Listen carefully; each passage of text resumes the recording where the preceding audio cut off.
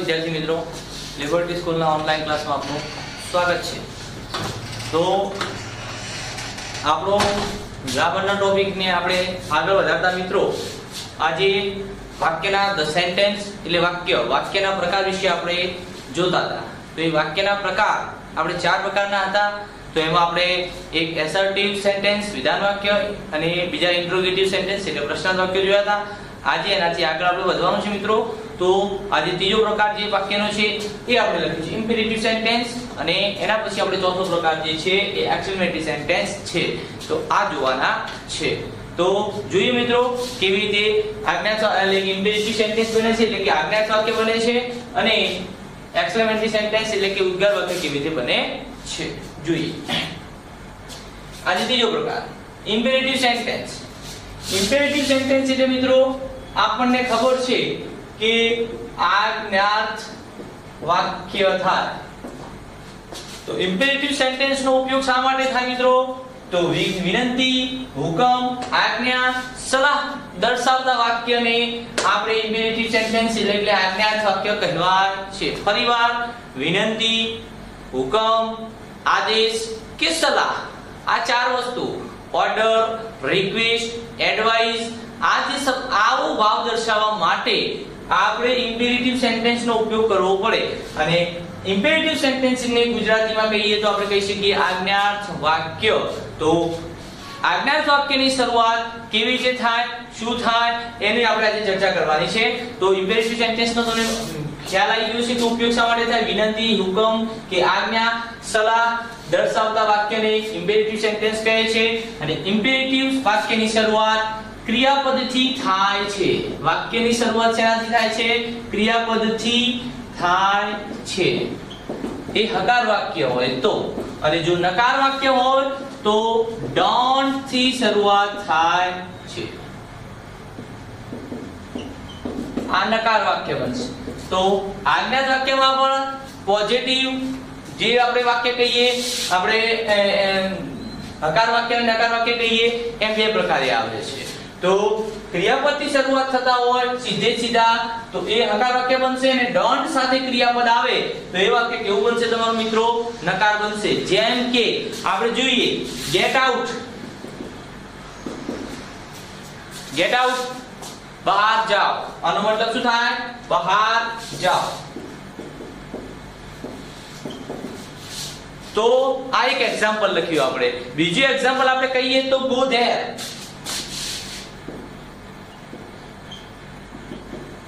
ત્યાં જાઓ। તો મિત્રો આપણે આ એક્ઝામ્પલ લખીએ છીએ, તમે જોઈ શકો છો get out, go there, please come in.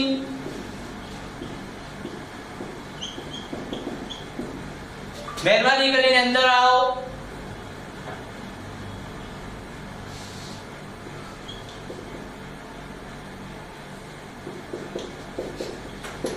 Take this બે આપલા સમજાય।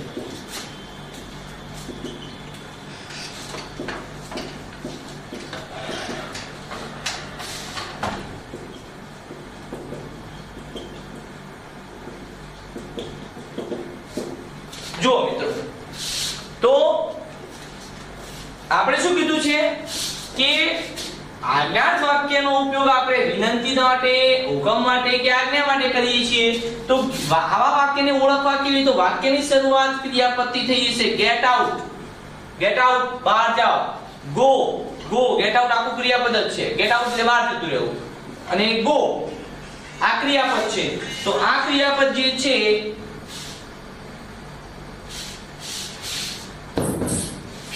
ગો ધેર ત્યાં જાઓ તો આ શું છે? ક્રિયાપદ છે। તો આ ક્રિયાપદથી શરૂઆત થઈ છે। આ પ્લીઝ આ તો વિનંતી સૂચક શબ્દ છે પણ એને કાઢી નાખીએ તો કમ ઇન, અંદર આવો। તો વાક્યની શરૂઆત શેનાથી થઈ?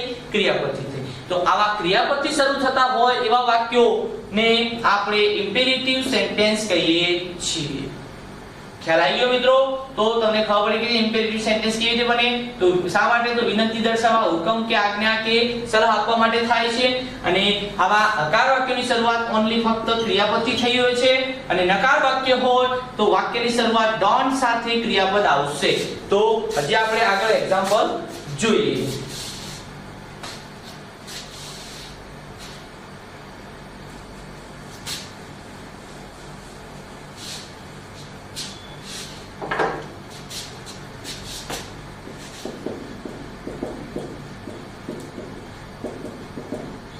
ડોન્ટ વેસ્ટ ટાઈમ, સમય બગાડશો નહીં. તો આ ડોન્ટ મૂક્યું તો નકાર વાક્ય બનાવ્યું, અને નકાર વાક્યની શરૂઆત આપણે ડોન્ટ થી થાય, એની સાથે કેવું ક્રિયાપદ આવે? મૂળ ક્રિયાપદ આવે.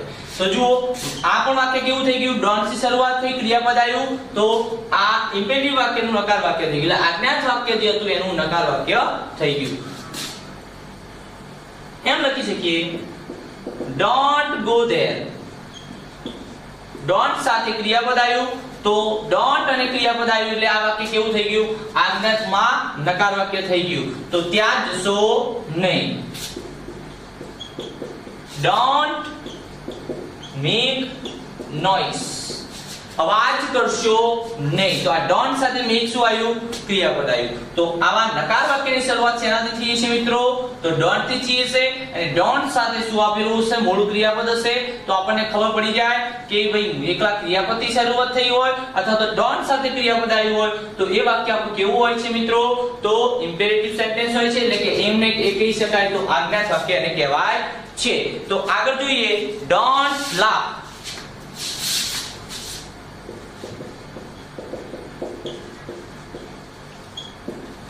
હસશો નહીં. આપણે એવી કોઈ જગ્યા હોય ને આપણે વારેઘડી એવું કરતા હોય તો કોક આપણને કહેતું હોય છે કે ડોન્ટ લાફ, હસશો નહીં. હિયર અહીંયા હસશો નહીં, એટલે અહીંયા શું જોઈએ નહીં કહેવાનો મતલબ. તો આવી રીતે વાક્યની શરૂઆત ક્રિયાપદથી થયું હોય તો એ વાક્ય આપણું હકાર બને છે, અને ડોન્ટ સાથે ક્રિયાપદ આપ્યું હોય તો એ વાક્ય આપણું નકાર બને છે. તો આ વાક્યને ઓળખવા માટે વાક્યની શરૂઆત ક્રિયાપદથી અથવા તો ડોન્ટ સાથે ક્રિયાપદથી થઈ હોય તો એ વાક્ય આપણું કેવું બને છે? ઇમ્પેરેટિવ સેન્ટેન્સનું વાક્ય બને છે મિત્રો. તો તમને ખ્યાલ આવી ગયો હશે. તો વાક્યો જરા તમે લખી શકો છો, બરાબર? એનાથી આગળ ચોથો પ્રકાર. તો વાક્યનો ચોથો પ્રકાર છે તો એક્સક્લેમેટરી સેન્ટેન્સ. એક્સક્લેમેટરી સેન્ટેન્સ એટલે કે ઉદ્ગાર વાક્ય. એની ઓળખવાની નિશાની શું છે? ઉદ્ગાર સૂચક આવું ચિહ્ન હશે, એટલે કે આવા ચિહ્ન ઉપરથી આપણને ખબર પડે કે આ વાક્ય કેવું છે? ઉદ્ગાર વાક્ય છે. બીજું, ઉદ્ગાર વાક્યનો ઉપયોગ શા માટે થાય મિત્રો? તો આપણને ખબર હોવી જોઈએ કે પ્રશંસા, આશ્ચર્ય, તિરસ્કાર, ઘૃણા જેવી લાગણીના ભાવ વ્યક્ત કરવા માટે આપણે ઉદ્ગાર વાક્ય બોલતા હોઈએ છીએ અથવા તો લખતા હોઈએ છીએ. આપણને ક્યારેક એવા કોઈક આનંદદાયક સમાચાર મળે તો પણ આપણા અંદરથી ઉદ્ગારવાચક શબ્દો નીકળી પડે છે.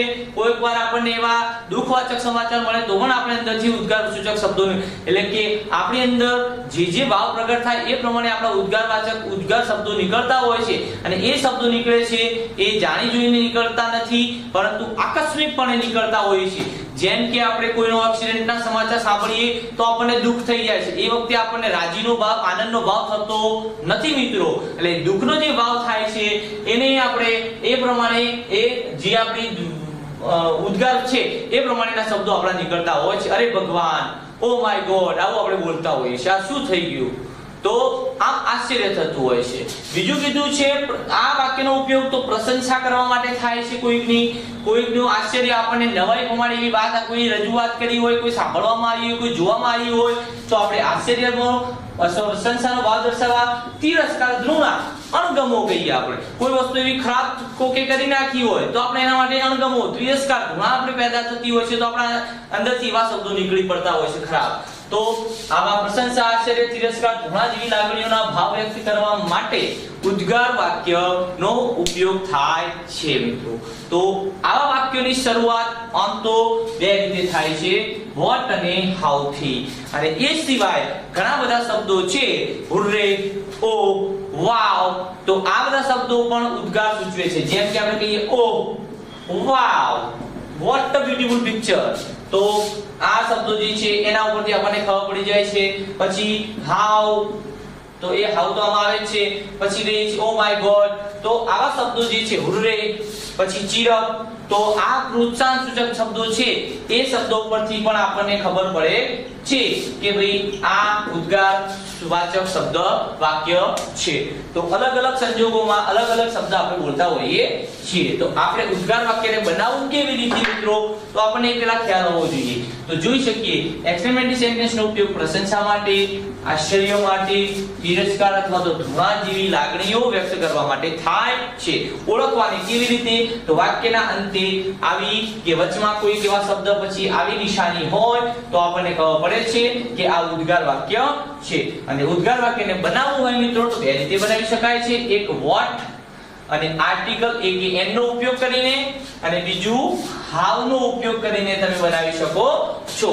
જેમ કે જોઈએ આપણે પહેલા એક વોને બનાવી કે આપી દે વાક્ય વોટ બ્યુટીફુલ.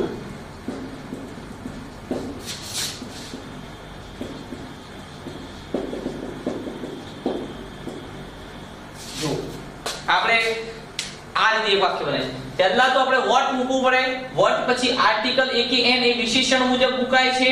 એના પછી વિશેષણ કોઈ પણ મૂકવાનું. વિશેષણ પછી કોઈ પણ વસ્તુનું જાતિવાચક નામ મૂકવાનું. એના પછી કર્તા જે તે, અને એના પછી ક્રિયાપદ, અને એના પછી ઉદ્ગાર સૂચક શબ્દ. તો આપણે જુઓ વોટ આવી ગયું, એ કે એન આર્ટિકલ માંથી એ આવી ગયો, વિશેષણ બ્યુટીફુલ આવી ગયું, નામ ફ્લાવરફુલ થઈ ગયું, કર્તા ઇટ થઈ ગયું, અને ક્રિયાપદ સહાયકારક ક્રિયાપદ ઇઝ થઈ ગયું, અને છેલ્લે ઉદ્ગાર ચિહ્ન મૂકી દીધું. તો જુઓ કેવું વાક્ય બન્યું, vote a beautiful flower it is. કેટલું સુંદર ફૂલ છે. શું થાય, કેટલું સુંદર ફૂલ છે. એમ કે બીજું બનાવવું છે તો ફરીવાર આપણે બનાવી દઈએ વોટ બિગ, કેટલો મોટો, એલિફન્ટ ધીસ ઇઝ, આ કેટલો મોટો હાથી છે. જુઓ વાક્ય રચના વોટ એક આર્ટિકલ માંથી એ, વિશેષણ બિગ, નામ એલિફન્ટ, કર્તા ધીસ, અને ક્રિયાપદ ધીસ. કેટલો મોટો હાથી છે મિત્રો. તો આ જે વાક્ય જે બોલીએ છીએ આ આપણે કહેવામાં બોલીએ છીએ. હવે કોઈ મોટો હાથીને જોઈએ તો આપણને અંદરથી આવો શબ્દ નીકળી છે પડે ઇંગ્લિશમાં કે what a big elephant this is, it is, that is. તો આવા શબ્દો આપણે મૂકીએ છીએ. તો આ જે બોલીએ છીએ એ ઉદ્ગારમાં બોલીએ છીએ, અને ગુજરાતીમાં આપણે કહીએ તો કેટલો મોટો હાથી છે. તો કેટલો મોટો, તો શું મોટો હાથી છે એમ. તો આ રીતે વાત. હજી આપણે વોટ થી બનાવો તો ગમે તે બનાવીએ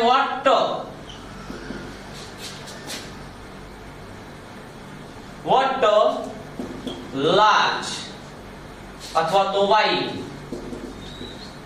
અથવા તો લોંગ, કોઈ પણ સમય સહાયકારક વોટ પછી જે તે તમારું આર્ટિકલ આ ક્રિયા વિશેષણને આધારે તમારે આર્ટિકલ મૂકવાનો. એવું કોઈ વિશેષણ આવે તો આપણે એન આર્ટિકલ આવશે.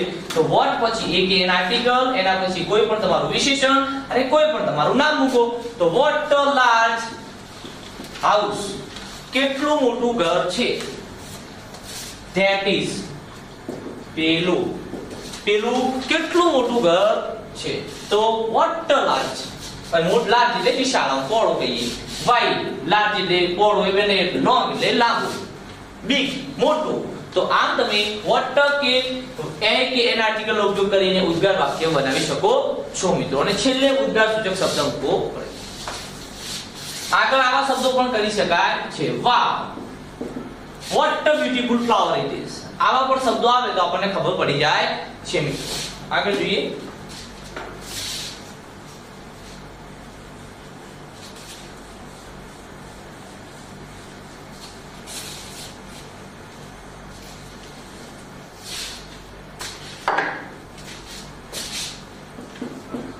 બીજી વાક્ય રચના શું છે આપણી હાઉ. હાઉ પછી વિશેષણ હાઉ બિગ,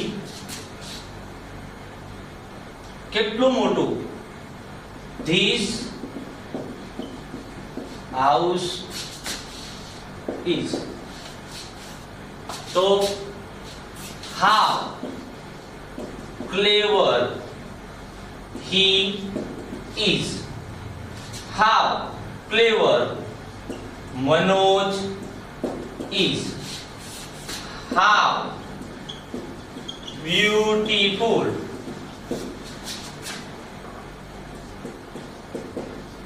flower is. તો હાઉ પછી આપણને ખબર છે વિશેષણ વિશેષણ વિશેષણ, એના પછી કરતા ધીસ હાઉસ હી, મનોજ મૂકો તો મનોજ, ફ્લાવર તો ફ્લાવર, અને પછી તમારો જે તે કરતા મૂક્યા પછી ક્રિયાપદ, ક્રિયાપદ ઇઝ. તો કેટલું મોટું ઘર, how big this house is, આ ઘર કેટલું મોટું છે. How clever he is, how clever Manoj is, Manoj કેટલો હોશિયાર છે, તે કેટલો હોશિયાર છે. અને હાઉ બ્યુટીફુલ ફ્લાવર ઇઝ, ફૂલ કેટલું સુંદર છે. તો આ રીતે તમે હાઉ નો ઉપયોગ કરી સાથે વિશેષણ મૂકી, કર્તા મૂકી, ક્રિયાપદ અને ઉદ્ગાર સૂચક શબ્દ મૂકી તમે ઉદ્ગાર વાક્ય બનાવી શકો છો. તો મિત્રો તમને ખ્યાલ આવી ગઈ છે, બે વાક્ય રચનાઓ યાદ રાખી લો એટલે તમને ખબર પડી જશે. વોટ પછી વોટ પછી એક એન, એના પછી વિશેષણ, એના પછી નામ, કર્તા અને ક્રિયાપદ. હવે તમારે ભૂલ સુધારણામાં ઘણીવાર અહીંયા તમને ધ આપી દીધેલો હોય તો આપણને ખબર પડે કે ભાઈ મિત્રો ઉદ્ગાર વાક્ય છે તો ઉદ્ગાર વાક્ય પછી વોટ પછી આર્ટિકલ એક એન આવે એટલે આપણે જે પણ વાક્યમાં વિશેષણ હોય એ મુજબ આપણે એક એન આર્ટિકલ મૂકો એટલે ભૂલ સુધારણામાં મિત્રો કામ આવે છે. પછી હાઉ પછી વધારાનું આપણને એક એન આર્ટિકલ આપ્યું તો આપણે કાઢી નાખવાનું થાય એ પણ આપણને ખબર હોવી જોઈએ. હાઉ પછી એક એન આર્ટિકલ આવતો નથી, હાઉ પછી સીધું વિશેષણ આવે છે અને એમાં વોટ કે એક એન પછી વિશેષણ આવે છે, બરાબર. અને આ રીતે તમે વાક્યને બનાવી શકો છો. તો જોઈ શકો છો મિત્રો, આજે આપણે ઇમ્પેરેટિવ સેન્ટેન્સ એટલે આજ્ઞાર્થ વાક્ય જોયા, એક્સક્લેમેટરી સેન્ટેન્સ એટલે ઉદ્ગાર વાક્ય જોયા. તો આને ખાલી યાદ રાખવા માટે શું યાદ રાખવાનું, તો ભાઈ આજ્ઞાર્થ વાક્યનો ઉપયોગ શા માટે થાય, તો આદેશ, હુકમ, સલાહ, આજ્ઞા દર્શાવવા માટે થાય છે અથવા તો એવા ભાવ દર્શાવતા વાક્યો આજ્ઞાર્થ વાક્યો કહે છે. આજ્ઞાર્થ વાક્ય બનાવવા માટે તમારે મિત્રો શું યાદ રાખવાનું છે, તો વાક્યની શરૂઆત આપણે ક્રિયાપદથી કરી નાખવાની. અને વાક્યની શરૂઆત ક્રિયાપદથી કરી, જેમ કે ટેક ધીસ મેડિસિન, આ દવા લો, અથવા તો નકાર બનાવવું છે એટલે ડોન્ટ ટેક ધીસ મેડિસિન, આ દવા લેશો નહીં. પ્લે હિયર, અહીંયા રમો. પ્લે ચેસ, ચેસ રમો. ડોન્ટ પ્લે ક્રિકેટ, ક્રિકેટ રમશો નહીં. તો વાક્યની શરૂઆત આપણે ક્રિયાપદથી થાય તો એ વાક્ય આપણું ઇમ્પેરેટિવ સેન્ટેન્સ કહેવાય છે. અને કોઈ વિનંતી હશે તો આગળ પ્લીઝ જેવા શબ્દો હશે તો એનાથી આપણને એવું નથી કે આ વાક્યનો ભાવ બદલાઈ ગયો છે, પ્લીઝ એને શબ્દ કહેવામાં આવે. એના પછી પ્લીઝ આપણે કે હેલ્પ મી, મહેરબાની કરીને મારી મદદ કરો, તો હેલ્પ મી, જે હેલ્પ સાથે મી મૂક્યું તો હેલ્પ વાક્યની શરૂઆત પ્લીઝ વધારાનું મૂક્યું છે એ અન્ય શબ્દ તરીકે લેવા. તો help me, don't help me, મારી મદદ કરશો નહીં. તો આપણે મિત્રો ખબર પડી કે એકનું એક વાક્ય આપણે બે રીતે બોલીએ છીએ, હકાર અને નકાર ઇમ્પેરેટિવમાં. તો વાક્યની શરૂઆત ક્રિયાપદથી થઈ હોય તો એ વાક્ય આપણું કેવું બને છે મિત્રો, હકાર વાક્ય બને છે, બરાબર. અને ડોન્ટ સાથે ક્રિયાપદ આપ્યું હોય તો એ વાક્ય આપણું નકાર બને છે. પણ એ બંને કેવા છે, તો ઇમ્પેરેટિવ સેન્ટેન્સ છે. એનો ઉપયોગ શા માટે, તો આપણને ખબર છે વિનંતી, હુકમ કે આજ્ઞા દર્શાવવા માટે થાય છે. તો આ રીતે તમે આજ્ઞાર્થ વાક્ય બનાવી શકો છો, બરાબર. જેમ કે હેલ્પ મી, અથવા તો એ હકાર વાક્ય હતું ડોન્ટ હેલ્પ મી, મને મદદ કરશો નહીં. સ્પીક લાઉડલી, જોરથી બોલો. ડોન્ટ સ્પીક લાઉડલી, જોરથી બોલશો નહીં. યુઝ બ્લેક પેન, કાળી બોલ પેન નો ઉપયોગ કરો. ડોન્ટ યુઝ બ્લેક પેન, કાળી બોલ પેન નો ઉપયોગ કરશો નહીં મિત્રો. તો આવા એક્ઝામ્પલ તમે કેટલાય પ્રકારના બોલી શકો છો. લાફ સ્લોલી, ધીમેથી હસો. ડોન્ટ લાફ સ્લોલી, ધીમેથી હસશો નહીં, જોરથી હસો કહેવાનો મતલબ. તો આવી રીતે તમે કેટલાય ઉદાહરણો જાતે બોલશો તો ઘણા બધા આવડી જશે મિત્રો. અને બોલ કરશો એટલે તમને ખ્યાલ આવી જશે કે ભાઈ સીધી જ વાક્યની શરૂઆત આપણે ક્રિયાપદ. પ્લે હિયર, અહીંયા રમો. ડોન્ટ પ્લે હિયર, અહીંયા રમશો નહીં. તો આમ હકાર અને નકાર, હકાર અને નકાર બોલતા જશો એટલે આપણને ખબર પડી જશે ને ઓળખતા આવડશે ને વાક્ય ઓળખતા આવડશે. તો અગાઉના ગ્રામરના ટોપિકમાં તમને આ હેલ્પફુલ થશે મિત્રો. એટલે આને તમારે આ રીતે યાદ રાખવાનું. એક્સક્લેમેટરી સેન્ટેન્સ એટલે ઉદ્ગાર વાક્ય. ઉદ્ગાર વાક્ય આપણને શા માટે ઉપયોગ થાય છે, આપણને ખબર છે પ્રશંસાનો ભાવ દર્શાવવા માટે, ઘૃણા, તિરસ્કાર અથવા તો આશ્ચર્ય પ્રમાણે એવા કોઈ વાક્યો હોય અથવા તો એવી કોઈ વાત રજૂઆત થઈ હોય તો આપણે અંદરથી ઉદ્ગાર સૂચક શબ્દ નીકળી પડે છે. કોઈના ખરાબ સમાચાર સાંભળીએ તો આપણને દુઃખ થાય છે, કોઈના સારા લગ્નના કે બર્થડેના કે જન્મદિવસના કે કોઈ પણ આપણે બીજા સમાજે કોઈ ઘર લે તો આપણને આનંદનો ભાવ થાય છે. એ વખતે આપણે દુઃખનો ભાવ થતો નથી. જેમ કે કોઈક મહિલા, કોઈક આપણે કોઈ માતા એક બાળકને જન્મ આપે તો આપણને કોઈ નવાઈ લાગતી નથી, આપણે કોંગ્રેચ્યુલેશન્સ કહીએ છીએ, પણ એ જ માતા કદાચ કોઈ જુડવા બાળકોને જન્મ આપશે તો આપણને શું થશે, અંદરથી આમ નવાઈ પામશું કે બે બાળકોને જન્મ આપ્યો અથવા તો જુડવો આપ્યો અથવા તો બે બાળકોને, તો આપણને અંદરથી નવાઈ પામશે. એક બાળકને જન્મ આપ્યો તો આપણને કોઈ નવાઈ પામતા નથી, બે બાળકોને આપ્યો તો નવાઈ પામીએ છીએ. તો આ રીતે આપણને પ્રશંસા, આશ્ચર્ય, તિરસ્કાર, ધોળા જેવી વાક્યો દર્શાવવા માટે, લાગણીના ભાવ વ્યક્ત કરવા માટે એક્સક્લેમેટરી સેન્ટેન્સનો ઉપયોગ થાય છે. અને ઉદ્ગાર વાક્ય બનાવવા માટે તમારે શું યાદ રાખવાનું, વોટ વાળું વાક્ય અને હાઉ વાળું બે વાક્ય રચના. વોટ પછી શું આવે, એક એન આર્ટિકલ આવે, એના પછી વિશેષણ આવે. તો વોટ એક એન આર્ટિકલ, એના પછી વિશેષણ, નામ, કર્તા અને ક્રિયાપદ. અને વિશેષણ પછી ફરજિયાત નામ મૂકવાનું મિત્રો, બોલવાનું નથી. એના પછી કર્તા અને ક્રિયાપદ અને ઉદ્ગાર સૂચક ચિહ્નો, વાવ, ઓ, અરે, આ જે શબ્દો છે એ ઉદ્ગાર સૂચવે છે. એના પછી કીધું છે બીજું વાક્ય રચના છે હાઉ. હાઉ પછી તમારું સીધું જ વિશેષણ મૂકવાનું, એક એન આર્ટિકલ મૂકવાનો નથી. એના પછી તમારું સીધું રીતે કર્તા મૂકી, ક્રિયાપદ મૂકી, ઉદ્ગાર ચિહ્ન મૂકવાનું. આ વાક્યને એક્ઝામ્પલ કરશો અને બીજા ઘણા બધા તમે ચોપડીમાં કે ગમે ત્યાં શોધશો તો તમે મિત્રો મળી જશે. બરાબર, તો આ વાક્ય ધ સેન્ટેન્સ હતા જે 4 પ્રકારના, એ આજે આપણે અહીંયા પૂરા થાય છે. હવે નેક્સ્ટ ટોપિક આપણે નવા કોઈક ગ્રામરના ટોપિક સાથે ફરી મળીશું. ત્યાં સુધી આ વાક્ય કેટલા પ્રકારના છે, કેવી રીતે પૂછાય, કેવી રીતે ઓળખવા, એ તમારે મિત્રો યાદ રાખવાના. વારે ઘડી અને જોશો તો ખબર પડશે અને પ્રેક્ટિસ કરશો તો જ આવડશે. બરાબર, બાકી જો કરશો અને પ્રેક્ટિસ નહીં કરો તો કશી ખબર પડશે નહીં મિત્રો. તો જરા આ જે આપણે સેન્ટેન્સ એટલે કે વાક્ય જોયા, વાક્યના 4 પ્રકાર જોયા, એને તમે ફરીવાર રિવિઝન કરી નાખજો જેથી કરીને તમને ભૂલાય નહીં. અને વાક્યના પ્રકાર ખબર હશે તો અગાઉના ગ્રામરના ટોપિકમાં તમને ફાયદો થશે, કારણ કે બધા જ પ્રકારના વાક્યો આપણે પૂછાતા હોય છે. બરાબર, તો આજનો ટોપિક અહીંયા સેન્ટેન્સનો આપણે પૂરો કરીએ છીએ. આવતીકાલે નવા ટોપિક સાથે ફરી મળીશું. ત્યાં સુધી અસ્તુ મિત્રો.